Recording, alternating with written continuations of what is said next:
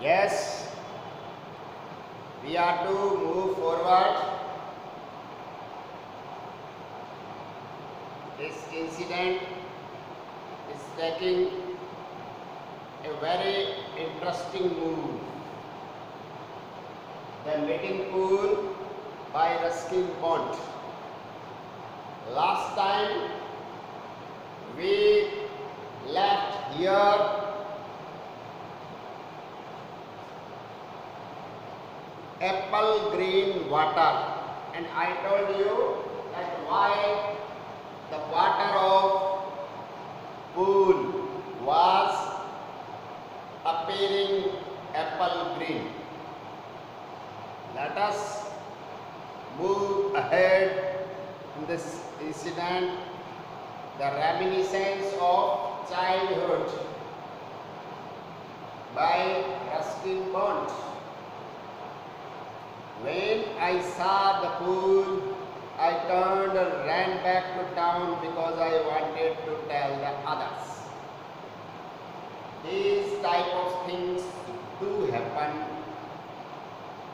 when we find out something new, something abnormal or different than our expectation. अब Ruskin pond में उस pool को देखने के बाद शहर की तरफ दौड़े वापस. Why? क्यों? Because he wanted to share that information with others. ये दूसरों को बताना चाह रहे थे. क्या बताना चाह रहे थे? अपने निजी दोस्तों को, खास तौर से अपने नजदीकी निजी मित्रों को ये बताना चाह रहे थे कि वहां इतना शानदार पुल है.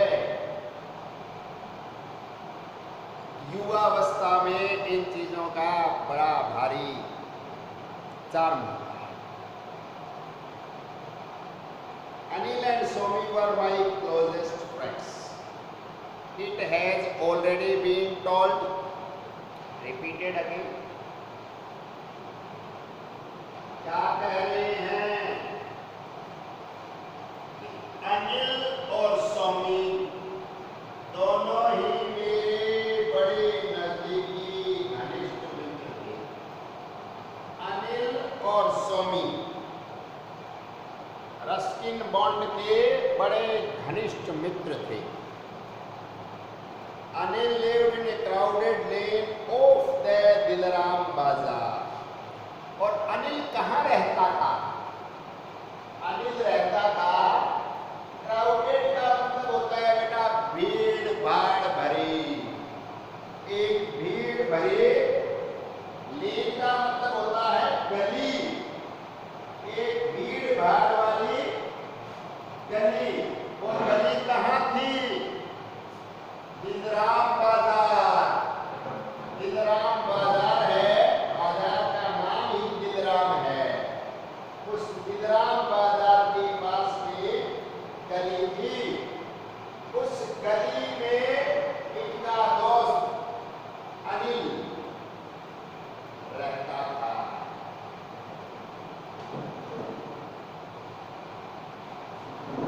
He was wild and a little dangerous, subject to moods and impulses. उसका नेचर कैसा था समझेगा? Wild. Wild doesn't imply that he was wild by nature. देखिए, wild बच्चे ज्यादातर क्या समझते हैं? जंगली. Here, in context of a person, you should understand that wild means someone who follows natural instincts. जो मन में आया कर दिया.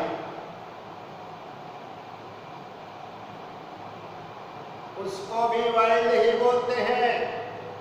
तो मन में आता वैसे ही कर देता था. इम्पल्सिव थोड़ा सा, भावनाओं पे चलने वाला था। सब्जेक्ट मूड एंड इंपल्स से थोड़ा, अब देखो भावनाओं पे जो चलता है वो व्यक्ति थोड़ा सा खतरनाक हो जाता है। खतरनाक क्यों हो जाता है? क्योंकि उसका भरोसा नहीं है कि वो कब क्या कर देगा। अनप्रेडिक्टेबल हो जाता है, क्योंकि मन में तो पता नहीं बेटा कब क्या आ जाए। और ऐसा बंदा तो क्या है कि मन में आ गया कि आज तो स्विमिंग करनी है, तो फिर स्विमिंग करेगा। ये इस प्रकार की प्रवृत्ति का व्यक्ति था। But he had a certain animal charm. Animal charm क्या होता है कि छल कपट से परे, छल कपट से परे, इनोसेंट, साथ ही साथ इनोसेंट था, वाइल्ड था, पर ऐसा नहीं है कि किसी के प्रति कोई द्वेष का भाव रखता हो, किसी के प्रति कोई बुरा द्वेष का, बदले का भाव नहीं रखता था। स्वामी, अब देखिए दूसरे मित्र का जिक्र आ गया है। दूसरा मित्र कौन था? सोमी। सोमी कैसा था? On the other hand was sensitive, gentle in his ways, but in common with Anil, he had a sense of fun and an instinct for adventure. देखिए, मित्रता होती है तो कुछ न कुछ कॉमन इंटरेस्ट होना स्वाभाविक है, क्योंकि एकदम जो एडवर्ड 36 का आंकड़े वालों में मित्रता नहीं हुआ करती। हाँ, सारे कोई गुण मिलना भी जरूरी नहीं है, कुछ एक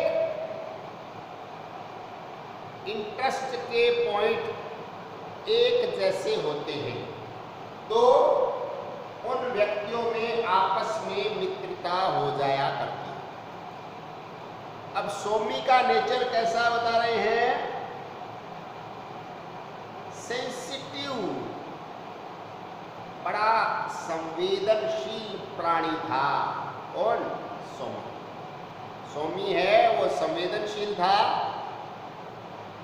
जेंटल इन वेज, और अपने क्रियाकलापों में, तौर तरीकों में बड़ा ही सोफिस्टिकेटेड, जेंटल, सौम्य स्वभाव का व्यक्ति था। सौम्य स्वभाव का व्यक्ति था। कौन? सोमी। पर सोमी और अनिल दोनों में कॉमन क्या था? कॉमन बात एक थी, but in common with Anil he had a sense of fun and instinct for adventure. Sense of fun का मतलब क्या है कि presence of mind to enjoy things as they come before us. Presence of mind to enjoy things as they come before us. That type of tendency they had in common. One more quality. What was that? Instinct for adventure. कुछ नया, कुछ साहसिक करने का भाव मन में रहता था। घबराते नहीं थे। नया कुछ आ गया तो करके देखेंगे। कौन? अनिल और सोमी। तो ये नई चीज करने के प्रति जो रुझान है दोनों में कॉमन था। साथ ही फन, फन का मतलब क्या है? मैरी मेकिंग, जैसे जैसे सरकमस्टांसेस आते उनको एंजॉय करना। No need to fear. They usually chose the adventure we were to have, and I would just grumble and allow myself to be involved in them. अब देखिए बेटा, ये अपने खुद के बारे में बता रहे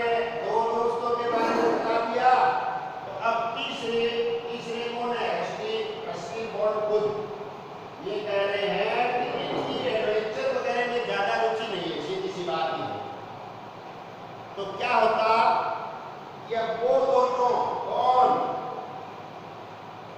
अनिल और सौमी, अनिल और सौमी है वो मिलकर उस एडवेंचर का, उस कारनामे का, उस नए काम का चयन करते जो उनको करना होता था। क्या करना है, बाय द वे, जैसे आज जंगल में घूम के आएंगे या आज साइकिलिंग करेंगे, 5 किलोमीटर पैदल चलेंगे, whatsoever this type of adventure, वो डिसाइड कर लेते हैं। अब रस्की यानी रस्किन बॉन्ड इनकी खुद की ऐसे कामों में कोई बड़ी भारी रुचि नहीं थी। तो ये क्या करते, ग्रम्बल, गिड़गिड़ाना, कंप्लेन करना।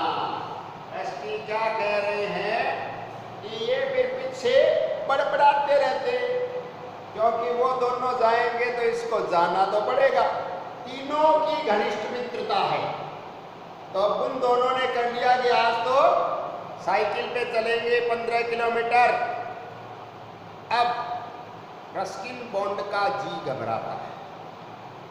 ग्रम्बल क्या होता है बेटा, चिड़चिड़ा होकर बड़बड़ाना, अनिच्छापूर्वक कोई काम करना।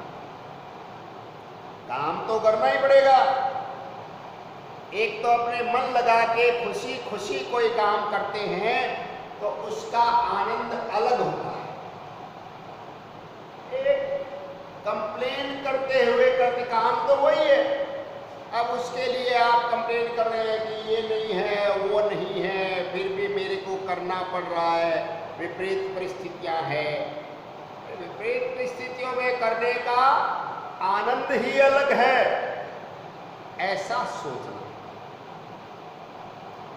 Allow myself to be involved in that, फिर भी कह रहे हैं कि अब करता क्या, कि अपने आप को उनके साथ इन्वॉल्व करने की अनुमति देनी ही होती थी, क्योंकि दोस्त तो तीनों हैं, तो तीनों साथ जाएंगे, साथ आएंगे, साथ पिएंगे, साथ उठेंगे। But the pool was my own discovery and I was proud of it. अब देखिए,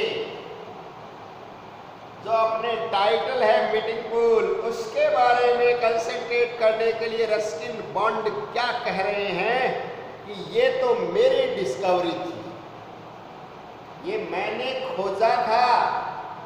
यद्यपि ज़्यादा एडवेंचरस नेचर इनकी खुद की नहीं थी, फिर भी एक दिन बस बाई चांस कि बारिश आई और क्या दिमाग में आया कि घर तो सभी भागते हैं, अपन आज अलग रास्ते पे चलेंगे।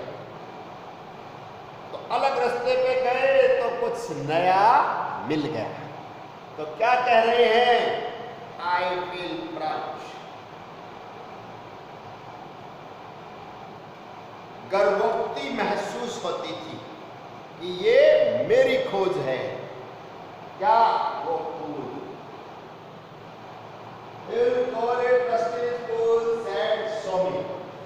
अब देखिए, स्कूल के दिनों में, कॉलेज के दिनों में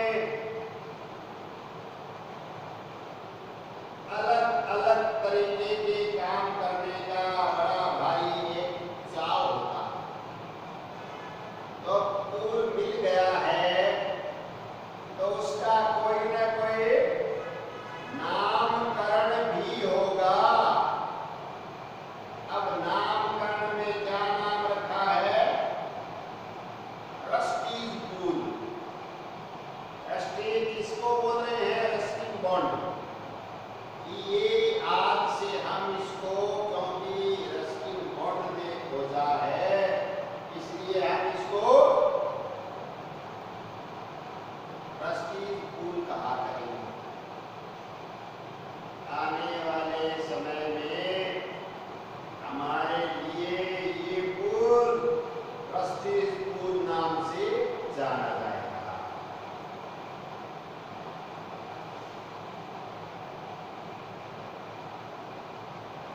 And remember, it's a secret pool. No one else must know about it.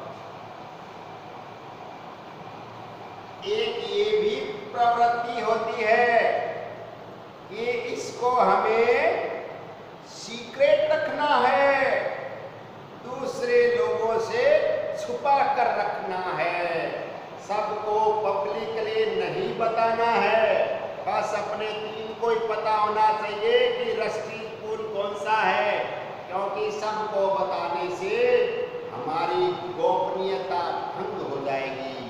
हम तीनों वहाँ खूब एंजॉय कर सकते हैं, पर औरों को पता चल गया तो फिर वो भी आएंगे, क्योंकि ये कोई पर्सनल प्रॉपर्टी नहीं है, खोजी है। ध्यान रखें, खोजने से कोई हमारी थोड़ी हो जाती है चीज, पर जितने समय दूसरे को पता नहीं चले तो आप उस अपनी खोज का एडवांटेज लीजिए, उस खोज का अपने पक्ष में फायदा लीजिए।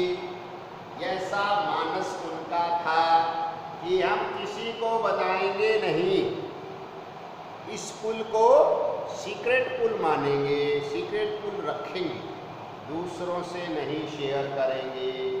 No one else must know about, ये दूसरा कोई इस बारे में नहीं जानना चाहिए।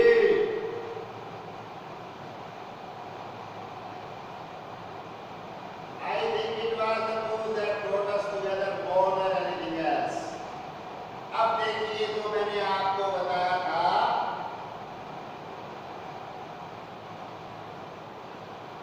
कोई न कोई ऐसा पॉइंट होता है इंटरेस्ट का, रुचि का, जो कॉमन होता है और उसके कारण जो साथ में बिताया जाता है समय, उससे मित्रों की मित्रता की प्रगाढ़ता बढ़ती चली जाती है। अब ये पुल इन तीनों के आपस में मित्रता को बढ़ावा देने का एक बड़ा माध्यम बन गया, क्योंकि वहां जाने की, उस मनोरम दृश्य का आनंद लेने की, वहां स्नान आदि क्रीड़ाएं करने की तीनों की समान रुचियां थी। तो तीनों की समान रुचियां, तो तीनों एंजॉय करते हैं।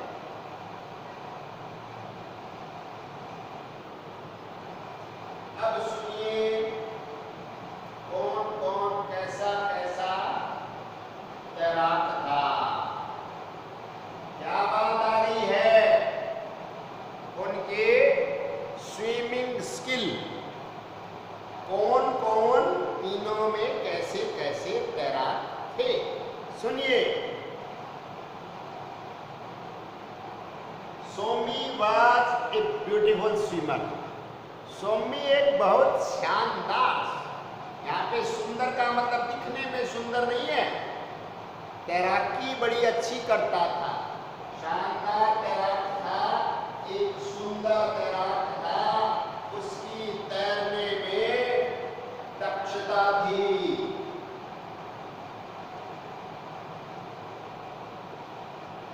He died of rocks and went gliding about under the water like a long golden fish.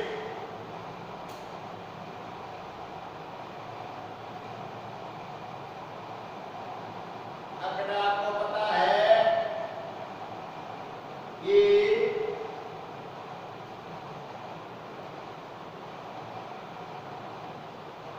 मछली जन्मजात ही तैराक होती है, तो मछली से किसी के तैरने के स्किल की तुलना करना, मतलब ये समझ लीजिए कि बस नियर अबाउट परफेक्शन,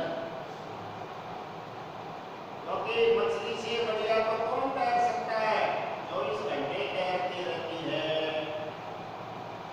क्या बता रहे हैं ये कैसे करता था? सोमी डाइव ऑफ, और डबल है, रॉक के ऊपर से कूदता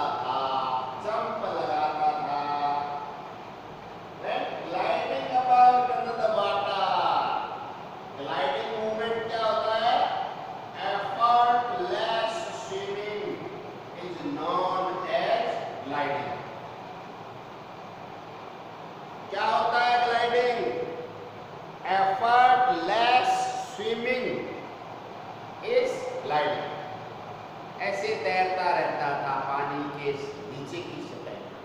जैसे लंबी गोल्डन फिश, सुनहरी मछली तैरती है लंबे वाले, वैसे सोमी तैरता था वो पानी में नीचे की ओर।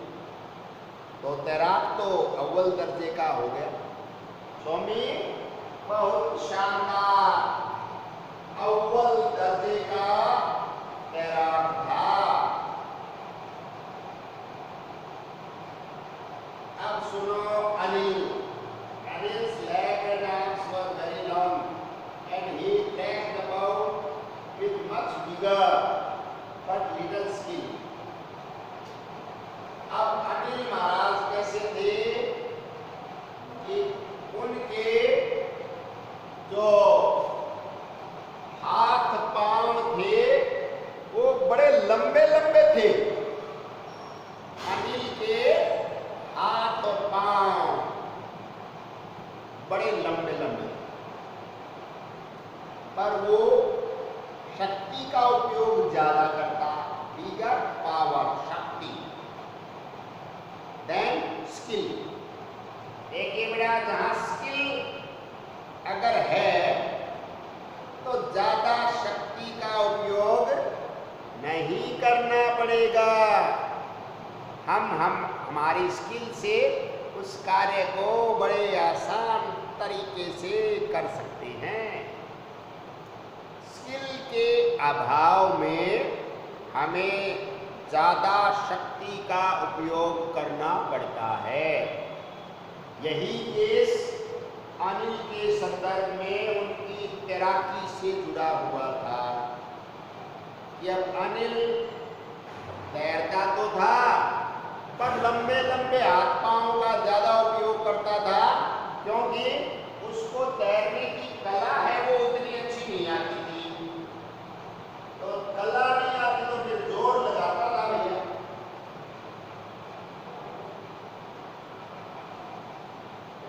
कला नहीं आती थी तो जोर लगाना पड़ता था, बड़ा प्रयास करता और उसके बाद ही वो कोई कार्य अंजाम दे पाता था, अन्यथा नहीं कर पाता था। I could dive off a rock too, but I usually landed on my stomach. Last में खुद का बताया है। क्या बताया कि देखो कूदता तो मैं भी था, प्रयास मैं भी करता था। किस चीज के लिए? किस चीज के लिए? तैरने के लिए। पर कूद के लैंड किस पे करता? तोंद पे, अपने पेट पे, स्टोमक पे ऐसे जाके गिरता। मतलब रस्टिक महोदय को तैराकी वैराकी नहीं आती, बस अपने दोस्तों का मन रखने के लिए फिर भी अपना प्रयास पूरा करता था बंदा। प्रयास में कोई कमी नहीं है। अब सफलता कितने प्रतिशत मिल रही है ये अलग है। प्रयास उनका 100% ही था, यह आप मान कर सकते। प्रयास में बंदे की कोई कमी नहीं थी। क्या कह रहा है? Usually landed on my stomach, सामान्यतया तोंद के बल गिरता था, तोंद पे लैंड करता था। There were slim silverfish in the water of the stream.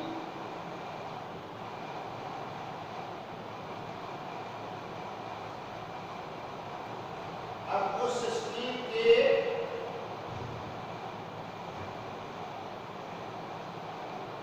पानी में पतली पतली, छोटी छोटी, सिल्वर का मतलब चमकीली चांदी के जैसी मछलियां थी।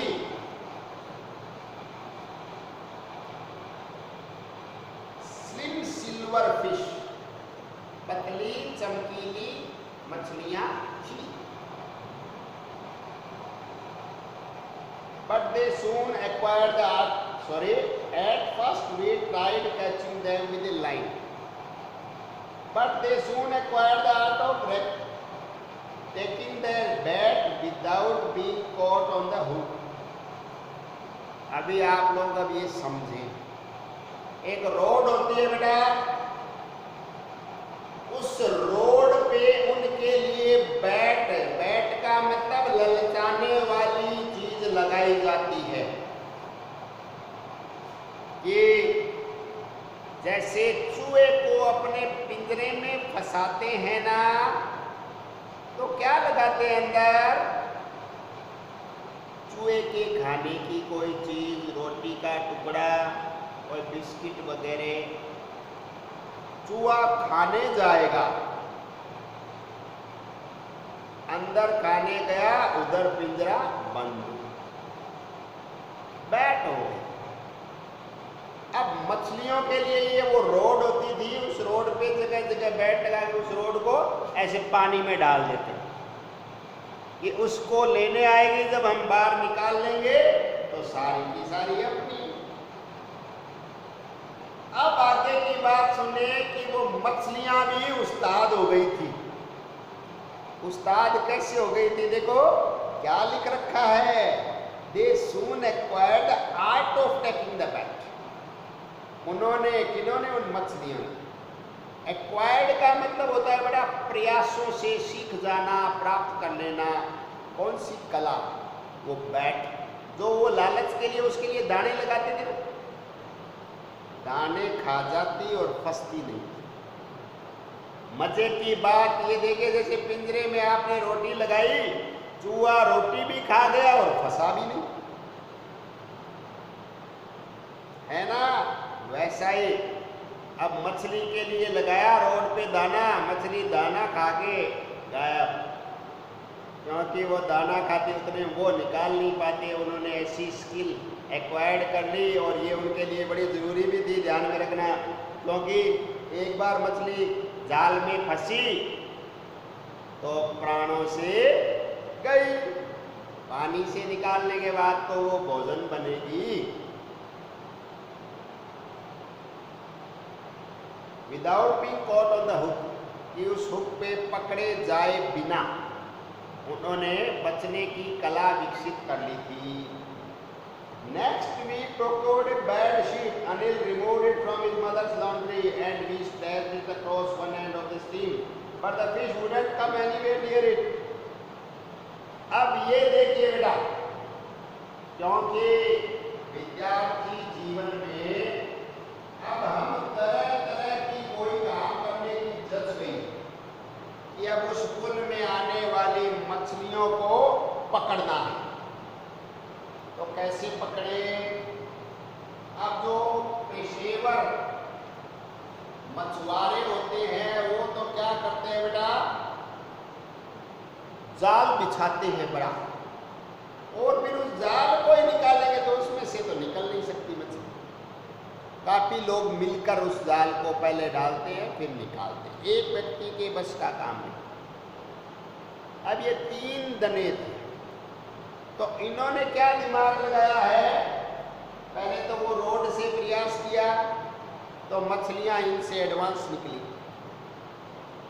अब क्या किया भाई ने कि घर से बेडशीट ले आए, माँ के धोने के कपड़ों में से एक बेडशीट ले आए, क्या सोचकर कि बेडशीट है वो जाल वाले जैसा काम दे जाएगी।